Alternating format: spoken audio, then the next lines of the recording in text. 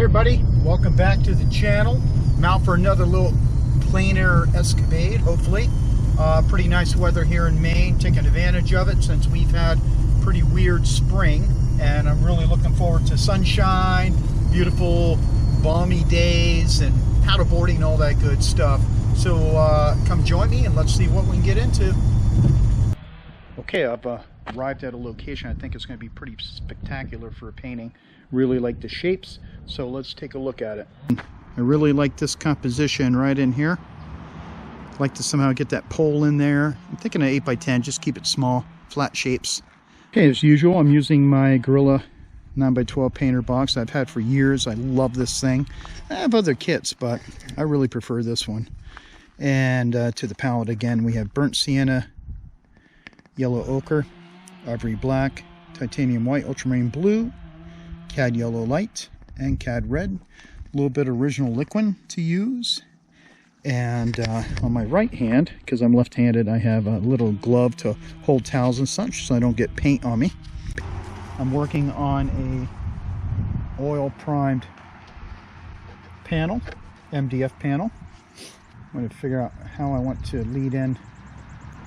I don't want the paint really thick right now. I want to have this foreground shadow be a little more prominent. Angling my brush to check angles.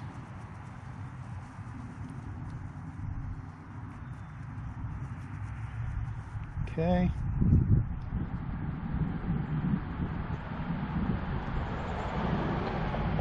Get my shadow, measuring height of the building to the shadow angle. It's actually the same. That can fluctuate depending on angle of sun.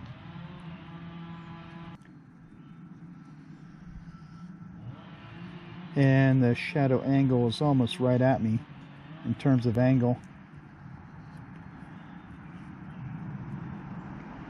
And I just commit, because at this stage I can just move stuff if I need to. That's what's nice about this little technique. Put in the other building. And feel free if, like in real life, this was a tangent up to here, like it connected, right? Started right there. Lower it a bit. Mine is a little lower, but just in case. And I want a little more gap. There's a little more. There we go. There's a little overhang in this building here by a door. I'm not worried about that yet. Paying attention to angles.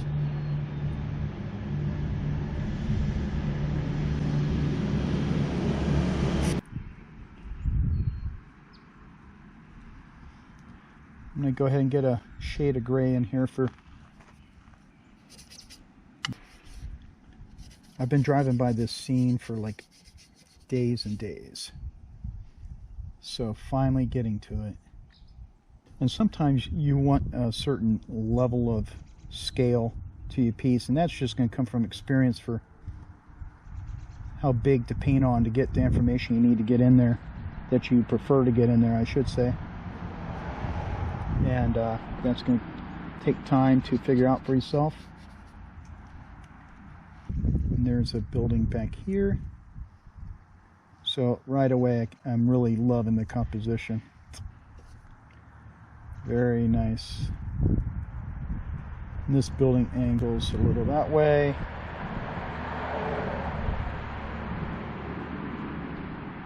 And there's like a RV parked back there.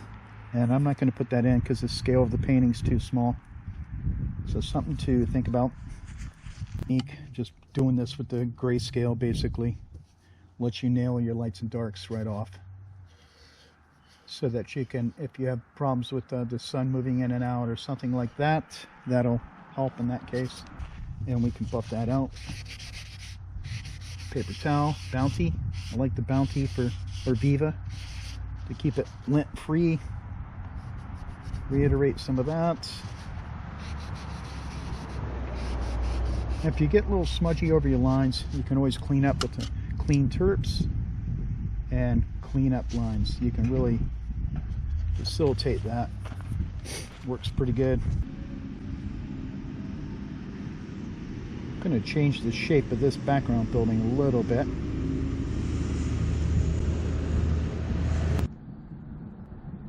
Okay, and there's a little, what do you call it, exhaust port here.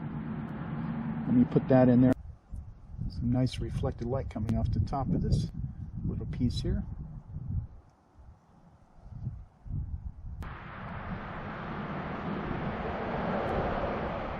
Commit. Plant and pull, baby. So drop it a little on the left here. I can cut details in later. Strengthen up some of the shadow.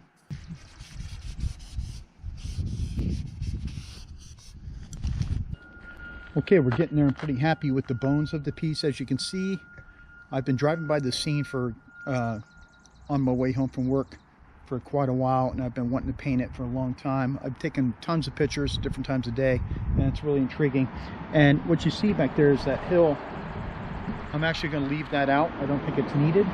And we're going to put some power poles in and place those so you get a little height in the composition, and I think that'll be a nice little structural element as I put the sky around the telephone poles.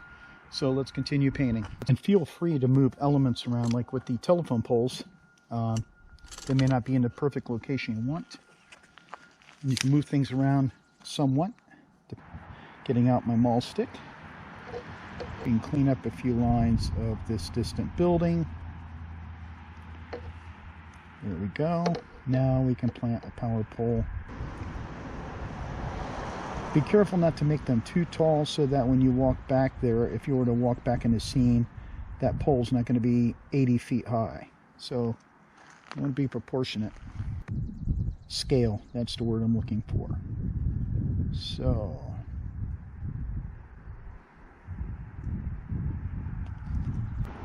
the top part has a slight tilt. That's a nice little characteristic. They don't always do that. Depends on how long the poles have been there, sinking in the ground or whatever they do. And there is a light, nice feature, a parking lot, or whatever you want to call it, security light. Put that in.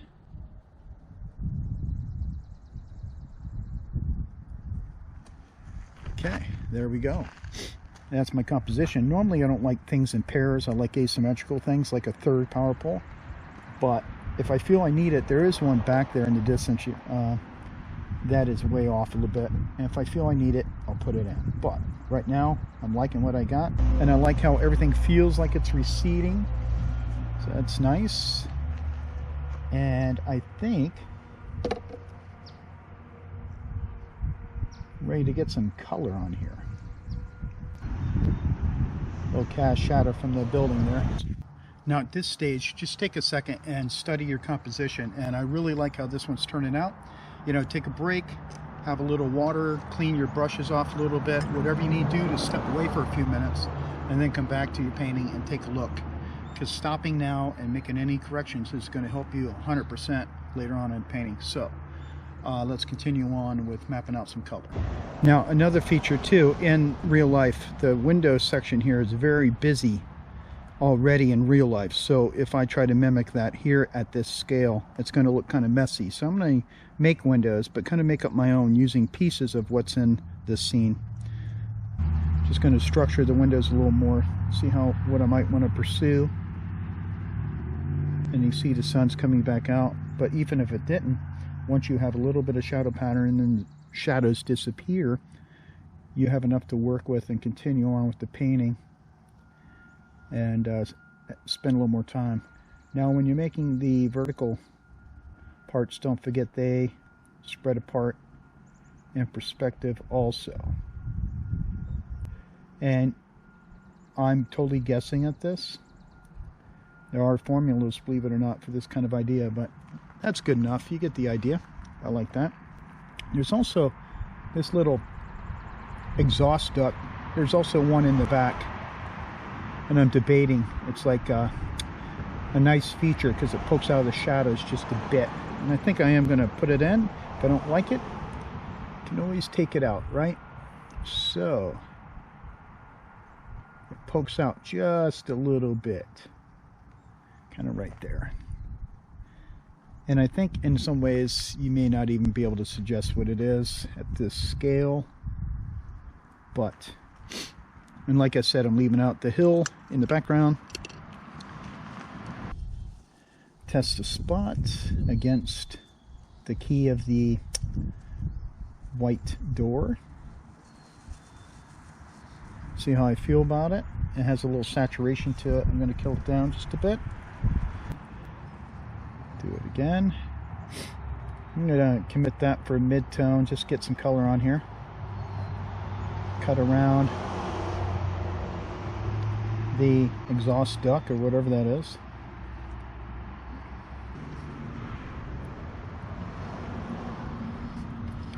And while this might look good structurally, you know, with the pieces of shapes, there's some modeling that needs to go on to add interest, but I'm worried about color tones right now. And in my plein air work, I'm really, if I finish a piece, really resolve it outdoors, then good for me. I got lucky, or, you know, it's not my plan. So everyone has their different opinion on that, but that's mine. And this will look quite different when it's in shadow. The painting, when you take it off the easel and go home. And I've tried using an umbrella and stuff like that. And just one more thing to mess around with. And also, it's a little breezy today, so then I got to worry about it. Even though if you weight it down, on and on, I'll put blowing over. I just don't need the hassle in trying to paint. So, over time, you'll learn, oh, I make that color too saturated in strong sunlight. And I might put some, I'm going to put some strokes of this in. Being careful of the size of your strokes as you get in a distance. I'm going to do a little more white, a little more black, and in between that do a little, just so you don't noodle, but you're also creating variations within the color. Just enough. You can wipe it around a little bit. It's wet and wet. Especially as you get towards the sunlight on your left.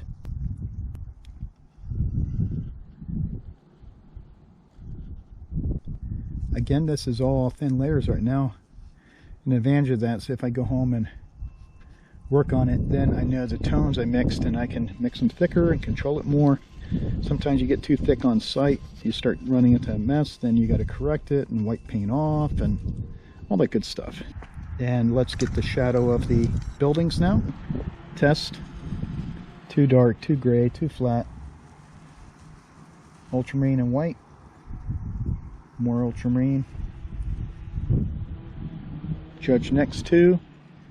Let's get that in there. Watch where there's a little grass growing against the building, so I don't want to put that over there. A little liquid to help move paint around. And you can scrub this on. Just get some base. And I see that too back here.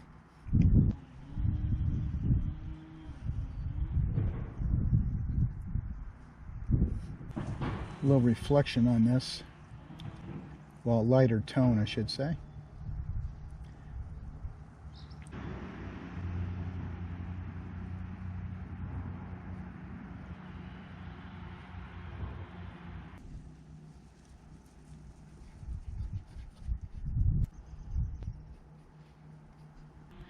Just get that Eve shadow.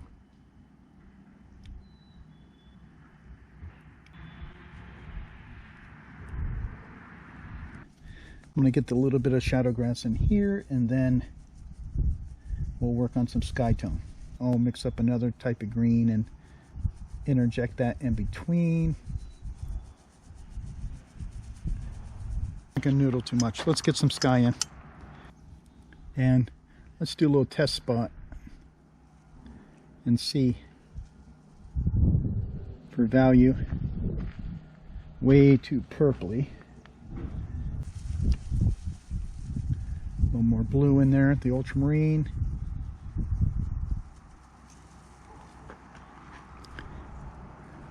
Yeah, that's something I can modulate with. Okay.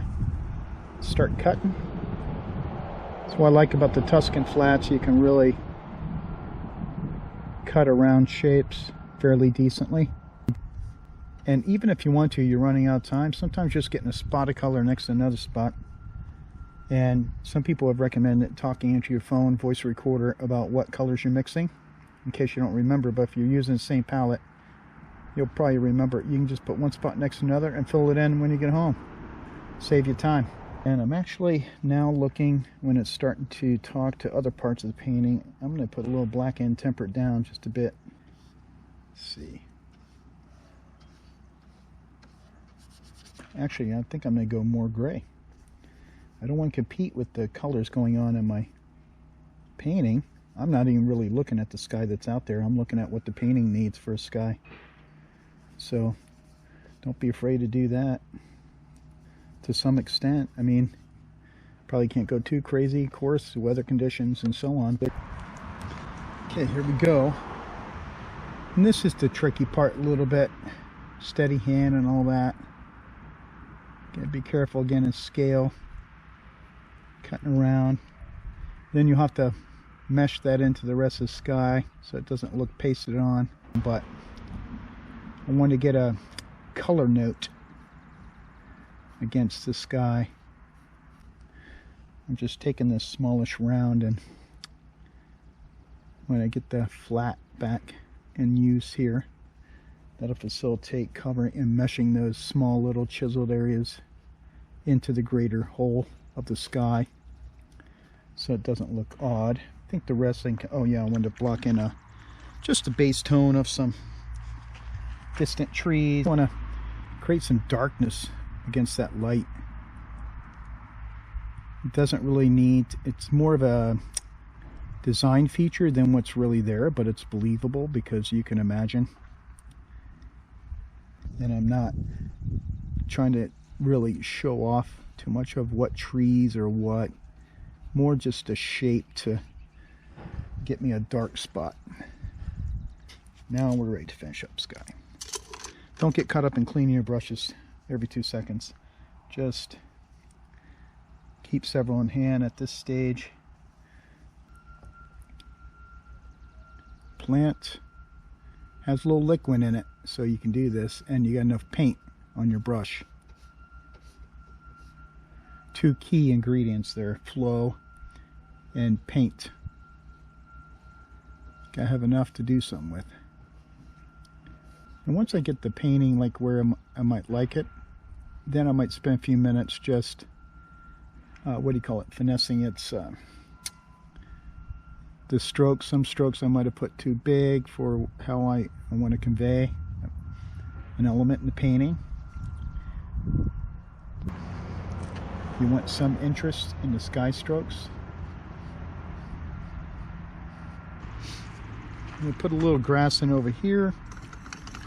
Got some dirty grass stuff going on there too. Just a little bit of mud of black, ochre, cad red, cad yellow light.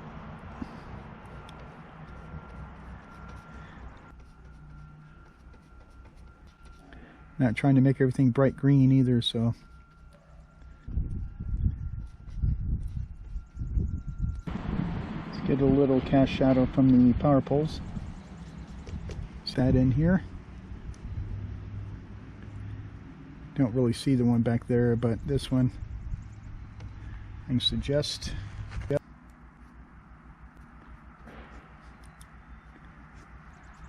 A little dark side. Shadows have changed a lot. Oh, there's a dark green door I gotta put in. Watch your scale. I gotta cut that down a little bit.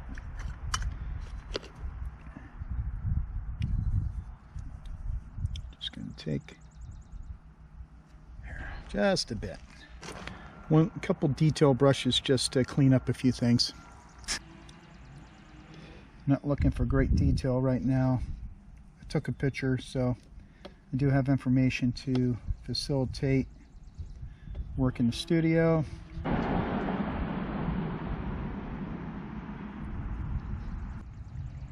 little bit of the reflection by painting around it. Just add interest in there rather than just all totally dark. Using a bit of liquid, not too much. I can reiterate some of the mullions that I get into with the painting around. Should have done this part first. There's different ways to tackle something. I think that adds enough interest. See if I can suggest